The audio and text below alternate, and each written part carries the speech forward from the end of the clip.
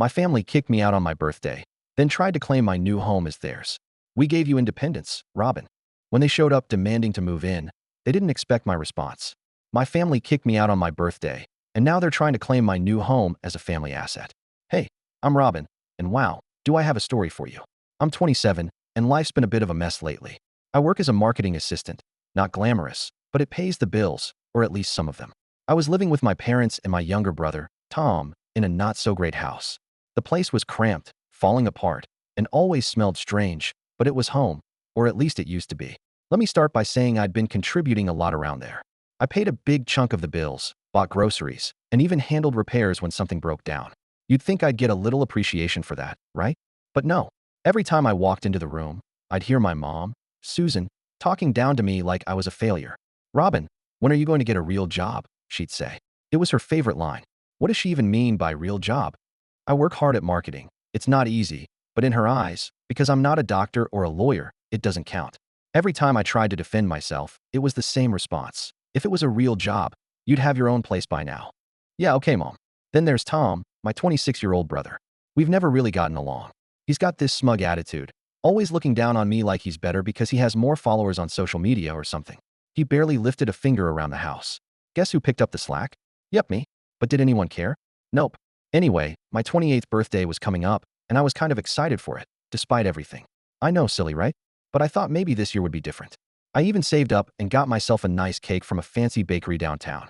I imagined how we'd have a little celebration, just the four of us. Nothing big, but I thought maybe they'd actually care. So, a few days before, I sat down with my mom and dad, Mark, to talk about it. Hey, I was thinking we could do something for my birthday this weekend. You know, hang out, maybe have some cake, I said, trying to keep my hopes in check. Mom didn't even look up from her magazine. We'll see, Robin. We might have plans. Plans? On my birthday? I should have known something was up, but I didn't want to believe it. I'd been living there my whole life, helping out, working hard. Why would they have plans that didn't include me? Fast forward to my birthday, and I was feeling good. I went to work, got happy birthday messages from coworkers, and even treated myself to a new outfit. Things were looking up, right? I thought maybe I'd get home, and they'd have a little surprise waiting. A card, a cake, something, anything.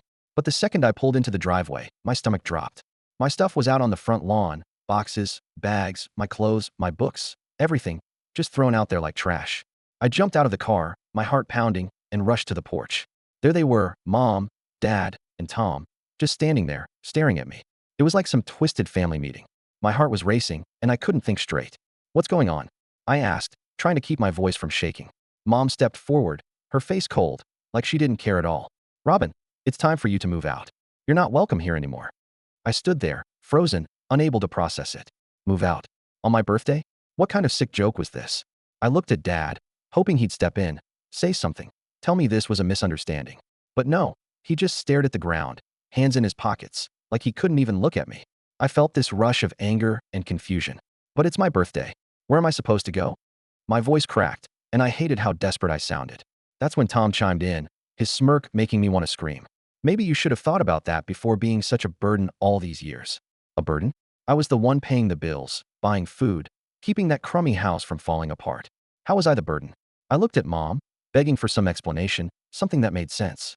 It wasn't enough, she said, her voice sharp like a slap. We need the space, and frankly, you need to grow up. That was it. No empathy, no second chances, just cold indifference. Tears welled up, but I refused to let them see me break down. Can I at least get my things? I asked, my voice barely a whisper. They're all packed, Mom replied, gesturing to the boxes on the lawn like it was no big deal. You should go now. That was it. Happy birthday to me, right? I started loading the boxes into my car, my hands shaking. It felt surreal, like I was living someone else's nightmare. I wanted to scream, to cry, to ask how they could be so heartless, but I didn't. I just kept moving, one box after another, trying to hold myself together. As I finished packing, I turned to look at them one last time, praying they'd change their minds, realize how messed up this was. Why today? Why on my birthday? I asked, barely able to get the words out. Mom didn't even blink. Consider it our gift to you, independence. And just like that, I was gone. On what should have been a day of celebration, I drove away from the only home I'd ever known, with no idea where I was headed. I ended up at some cheap motel, the kind with a flickering neon sign out front, spending my birthday alone, surrounded by my hastily packed belongings. I sat there, staring at the ceiling, wondering how the people who were supposed to love me could be so cruel. How could they do this to me, their own daughter, on my birthday. That night, I made a promise to myself. I'd never rely on them again. I'd pick myself up, no matter how hard it got, because clearly, I was on my own now. After that birthday fiasco, I felt like I'd been hit by a truck. It wasn't just about getting kicked out, though that was awful. It was realizing the people I thought had my back just didn't care. I spent that night in that dingy motel, trying to wrap my head around it all, but there was no making sense of it. So the next day, I did the only thing I could think of. I threw myself into work. What else was I going to do?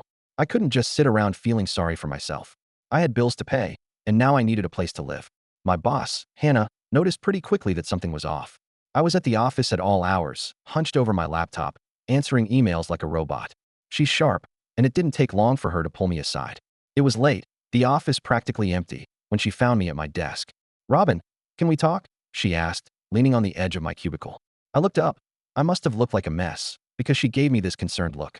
"You're going to work yourself into the ground at this rate. What's going on?" I didn't want to get into it, but the second she asked, it all came out. I told her everything. How my family kicked me out, how I was staying in that horrible motel with my stuff still in boxes. As I talked, Hannah's expression softened. She didn't say anything at first, just listened, which was more than my family ever did. When I finished, she sighed. "Why didn't you tell me sooner?" I shrugged, feeling embarrassed. She's my boss, not my therapist. But she didn't seem to mind. "Look, Robin, I have a spare room at my place. It's not much, but you're welcome to stay there until you figure things out." I couldn't believe it. "Are you serious?" I asked, half expecting her to change her mind. She smiled and nodded. "Of course. I know what it's like to be in a tough spot. Don't worry about it." I was so relieved I almost started crying again, but I held it together. "Thank you," I whispered. "I don't know how to repay you." She waved me off. "Don't even mention it. You've been doing great at work, and I'd hate to see you burn out. Just promise me you'll take care of yourself." And just like that, I had a place to stay. It wasn't home, but it was something. I packed up my stuff from the motel and moved into Hannah's guest room the next day. It was small, but it was clean, warm, and quiet. Everything I needed. That first night, I sat on the bed, trying to process everything. I felt a little better, but there was still this hole in my chest, like everything I thought I knew had been ripped away. But I didn't let myself wallow for too long. I threw myself into work even harder, if that's possible. Hannah wasn't kidding when she said she'd push me, but I appreciated it. It kept me distracted. I took on more freelance gigs too. The more money I could save, the faster I could get out on my own. It wasn't easy. There were nights I stayed up until 3 a.m., staring at my computer, trying to crank out designs while my mind drifted back to my family. I kept thinking maybe they'd call, maybe they'd apologize, maybe they'd realize they messed up. But no, nothing. Radio silence. During all this, my best friend Mike was a godsend. We've been friends since college, and even though we don't live in the same city anymore, we've stayed close. I told him what happened, and he was furious. "I can't believe they did that to you," he said during one of our calls. "You deserve better." He wasn't wrong, but it still hurt. "Yeah, well, it is what it is," I muttered. "I just have to keep moving forward." Mike, being the joker he is, tried to lighten the mood. "You know what would really get under their skin?" he said with a laugh. "You become wildly successful and rub it in their faces." I laughed, but the idea stuck with me. Not that I wanted revenge. Okay, maybe a little, but mostly I wanted to prove to myself I didn't need them. I could make it on my own. So that became my mission. Work harder, save more, and eventually get out of Hannah's guest room into a place of my own. Over the next few months, things started looking up. My designs were getting noticed by bigger clients, and I was bringing in more money than ever. I kept telling myself every late night, every all-nighter, was worth it, and it was. Slowly but surely, I was rebuilding my life, one project at a time. I started to feel like maybe I didn't need my family after all. Sure, it hurt, and it probably always would, but I was proving I could survive without them. I wasn't just surviving, I was thriving. And that felt good. One day, Hannah pulled me into her office with this huge grin. "Robin, I've got some good news," she said. "How does lead designer sound to you?" "With a raise, of course." I was speechless. "Are you serious?" I blurted out, feeling like I might pass out from excitement. "Dead serious," she said, still grinning. "You've earned it. You've been doing incredible work, and it's time to recognize that." I couldn't believe it. Lead designer me? All the hard work, the sleepless nights, the stress, it was finally paying off. "Thank you," I managed to say, still in shock. "Don't thank me yet," she said, winking. "You're going to have a lot more responsibility now." I didn't care. I was ready for it. This was what I'd been working for. With the raise and the freelance gigs I'd been stacking up, I was finally in a place where I could start thinking about my next move, literally. I wasn't going to stay in Hannah's guest room forever, and now I could actually look for a place of my own. But it wasn't just about the money or the job. It was about finally feeling in control of my life again. For so long, I'd felt stuck, stuck in that house with my family, stuck in their expectations, stuck in their judgment. But now I was free. I was making my own decisions, building my own life, and no one could take that away from me. I was moving forward, and it felt amazing. A few weeks after I got promoted to lead designer, I was starting to feel like I had my life together. I'd been working nonstop, saving money, and even thinking about getting my own place soon. Things were really looking up. But of course, right when you think everything's going smoothly, life throws a wrench in the gears. It started one random Wednesday afternoon. I was in the middle of a big project when my phone buzzed. I didn't think much of it, probably an email, but when I glanced at the screen, I saw the name I least expected, Tom, my brother, the last person I wanted to hear from. For a second, I just stared at the phone. Part of me didn't want to answer. I hadn't heard from Tom or my parents since they kicked me out, and I didn't miss them. But curiosity got the better of me, and I picked up. "Hey," I said, keeping my voice neutral. "Robin, it's me." Tom replied, his voice quieter than usual. It wasn't his typical cocky tone, which threw me off. "I know it's you," I said, a little annoyed. "What do you want?" There was a long pause, and for a moment, I thought he'd hung up. Then he spoke again, hesitation in his voice. "I need help." I raised an eyebrow, not believing what I was hearing. Tom needing help from me? The same brother who watched while my stuff was thrown onto the lawn? "Yeah, right. I don't know what to tell you," I replied, feeling anger bubble up. "You made it pretty clear I'm not part of the family anymore." He sighed. "Look, I know things have been rough, but this isn't about that. It's about Dad. He lost his job, and Mom's spending is out of control. I can't afford school anymore." There it was, the real reason for the call. It wasn't about me or making amends. It was about money. Always about money. I bit my lip, fighting back the emotions hitting me. Part of me wanted to tell him off, remind him how they treated me, hang up, and never look back. But a small, foolish part still felt that pull of obligation. They were my family, after all, or used to be. "So let me get this straight," I said, my voice sharper than intended. "You're calling me now, after months of silence, because you need money?" "It's not just about the money," Tom said quickly. "We're in a bad spot, Robin. You know how Mom is. She's been spending like crazy, and Dad's not doing great without a job. I don't know what to do." I took a deep breath, trying to keep my cool. "That sounds like a you problem, Tom, not mine." "Come on, Robin, we're family," he said, and I could hear the desperation. It was the first time in years he'd sounded vulnerable, but I wasn't falling for it. "Family," I scoffed, bitterness seeping in. "You guys threw me out on my birthday. Family doesn't do that." He didn't have an answer, just a long pause. That silence told me everything I needed to know. "I'm done being your backup plan," I said, my voice firm. "You and Mom and Dad made it clear where I stand. Don't call me again." Before he could respond, I hung up. My hand shook as I set the phone down. I felt a strange mix of anger, sadness, and relief. It felt good to stand up for myself, to say no, but it hurt that it had come to this. I sat there for a few minutes, staring at the wall, processing everything. I kept thinking about all the times I'd bent over backward for my family, sacrificed my happiness for theirs. Where had it gotten me? Homeless on my birthday. It was time to stop feeling guilty for walking away. They made their choice, and I'd made mine. After that call, I threw myself back into work. I didn't want to dwell on it too long. It had just dragged me down. So I focused on my project, pushing thoughts of Tom and my parents to the back of my mind. But once those thoughts creep in, they're hard to shake. That night, as I lay in bed, I kept replaying the conversation. I wondered what I could have said, should have said. I wanted to believe they were sorry, but I knew better. They weren't calling because they missed me or regretted what they did. They needed something. I wasn't about to let them use me again. The next morning, I woke up more determined than ever. It was time to focus on me, my life, my career, my future. I couldn't keep looking back, wondering if things could have been different. They weren't. That was reality. From that day forward, I promised myself I wouldn't let my family drag me down anymore. I'd been through enough, and I was finally building something good. I wasn't going to let them ruin it. Sure, part of me still felt guilty for cutting them off, for not helping when they were in a tough spot. But then I reminded myself, where were they when I was struggling? Where were they when I needed help? Yeah, I didn't know them anything. So I kept going, worked hard, saved money, kept my focus on the future. Every time that old guilt crept in, I thought of that phone call. They'd made their bed. Now they had to lie in it. I wasn't their safety net anymore. And honestly, it felt good to be free. I finally saved up enough to buy a really nice apartment. The best thing that's happened to me. I was in the middle of a project, knee-deep in designs, completely focused, when the doorbell rang. I thought it might be a package. I'd been ordering stuff for work, so I didn't think twice. But when I checked the security camera, I froze. There, standing on my porch, were my parents and Tom. My stomach flipped, and I felt like someone had punched me. They hadn't reached out since Tom's call weeks ago.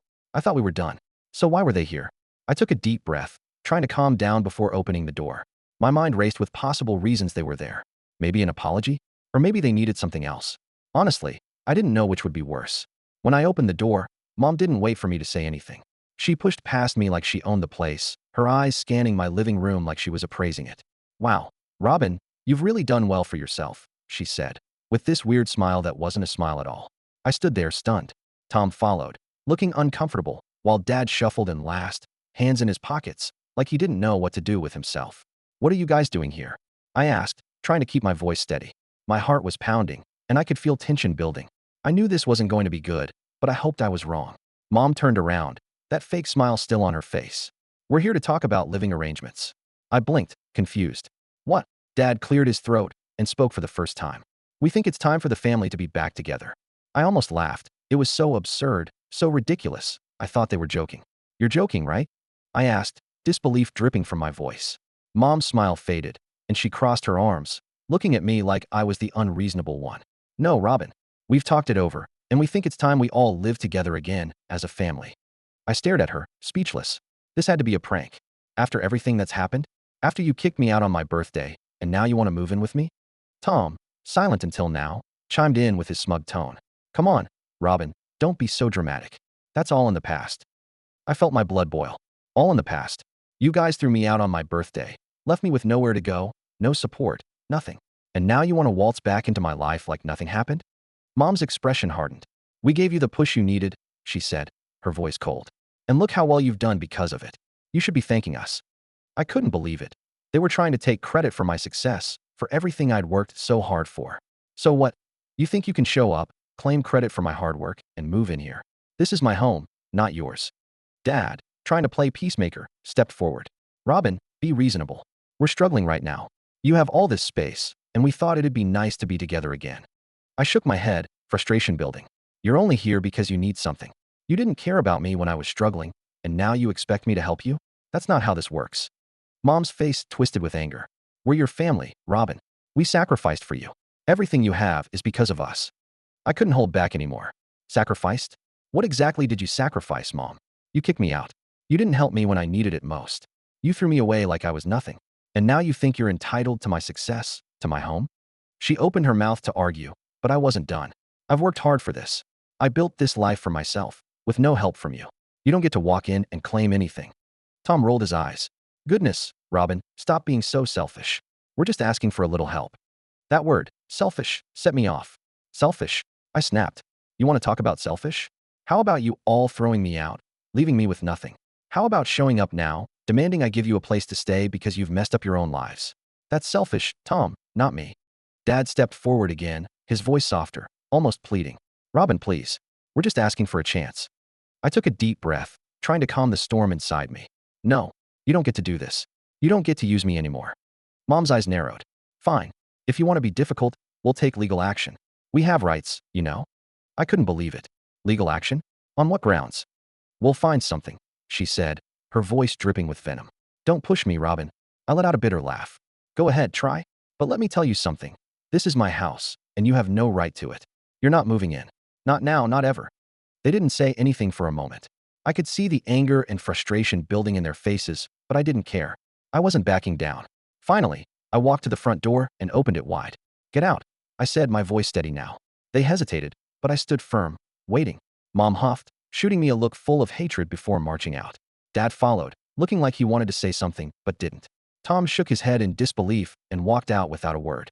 As soon as they were gone, I closed the door and leaned against it, taking a deep breath. My heart was still racing, my hands shaking, but I felt a strange relief, like a weight had lifted. I wasn't going to let them take advantage of me anymore. Not now, not ever. After I kicked my family out, things got quiet again.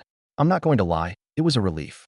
For the first time in a long time, I felt in control, like I wasn't waiting for the other shoe to drop. But deep down, I knew it wasn't the end. Mom had thrown out that legal action threat, and even though I didn't think she had a leg to stand on, I couldn't shake the feeling they weren't done trying to weasel back into my life. A few days later, I got a call from Mike, one of my closest friends, and lucky for me, a lawyer. I'd mentioned the situation to him in passing, but hadn't gone into details. Now that my family had crossed the line, I figured it was time for real advice. Hey, Robin, Mike said when I answered. You free to talk? I've been thinking about your situation. Yeah, sure, I replied, suddenly feeling anxious. What's up? I've been looking into your parents' situation a bit more, he said, his tone serious. I know you mentioned they've been struggling financially, and you're worried they might try something shady. Well, I did some digging, and they're in deeper trouble than you thought. My heart sank. I didn't want to hear this, but I needed to. What do you mean? I asked. There's a history of financial issues, Robin, tax problems, debt. It's not just that your dad lost his job and your mom's been overspending. They've been digging themselves into a hole for years. And now that you've made it clear they can't rely on you, they're getting desperate. I sat there processing it. My mind flashed back to mom's smug threats, her entitlement. It made sense. They saw me as their way out of their mess. So what do I do? I asked, stress settling on my shoulders. Mike was quiet for a second. Well, first off, you need to protect yourself. They might not have much of a case to take anything from you, but people do foolish things when they're desperate. We should file for a restraining order to make sure they can't you anymore. You've got enough evidence of their behavior, those threats, them showing up at your house. It's time to take legal steps. A restraining order sounded extreme, but I knew it was the right move. My family had shown they didn't respect boundaries, and if they were desperate enough to keep pushing, I needed to protect myself. I'll do it, I said, feeling resolve. Let's file it. Mike talked me through the process, and within a few days, we had everything in motion. It wasn't just about stopping them from coming to my house. It was about drawing the line. I wasn't going to let them drag me into their mess. I'd worked too hard, and I wasn't letting their issues derail me. As this was happening, I noticed something strange. I started getting weird messages from mutual acquaintances, people who knew my family but hadn't been in touch for a while. They were vague at first, but then it became clear. My parents were spreading lies about me. Apparently, I'd abandoned them when they needed me most, was selfish and ungrateful for not helping after all they'd done. It was laughable. The same people who kicked me out on my birthday were playing the victim card. It made me angry. They were trying to tear down what I'd built by turning people against me. I called Mike again, letting him know about the rumors. What should I do? I asked, frustration clear. Honestly, don't engage with it, he said. These people don't know the full story, and your parents are banking on you getting defensive and explaining yourself. Don't give them that satisfaction. We'll handle this in court if it gets that far, and trust me, you've got nothing to worry about. It wasn't easy taking his advice. My first instinct was to tell everyone the truth, how my family treated me, why I had every right to cut them off. But the more I thought about it, the more I realized he was right. I didn't owe anyone an explanation. I knew the truth, and that was enough. Weeks passed, and the legal proceedings moved forward. Mike was incredible in the courtroom, and when the restraining order was finalized, I felt a huge weight lifted off my shoulders. My family couldn't come near me, and if they tried anything else, they'd be in serious trouble. But that wasn't the end of their problems. Remember those financial issues Mike mentioned? They were worse than we thought. After more digging, he found out my parents had been dodging taxes for years, hiding money, falsifying documents. Now the IRS was on their tail. It was almost poetic, watching the mess they'd made unravel right in front of them. As much as I wanted to feel bad, I couldn't. They'd brought this on themselves. They'd made their choices, and now they had to face the consequences. I wasn't going to be their savior anymore. One day, after everything settled, I sat in my living room, staring out the window, thinking about it all. It was strange, feeling this sense of closure. I'd spent so long trapped by my family's expectations, their manipulation, their guilt trips. Now, for the first time, I felt free. Mike called later that night to check in. "How are you holding up?" he asked. "I'm good," I said, and for the first time, I meant it. "It's been a crazy ride, but I'm good." "You did the right thing, Robin," he said. "They made their choices, and you made yours.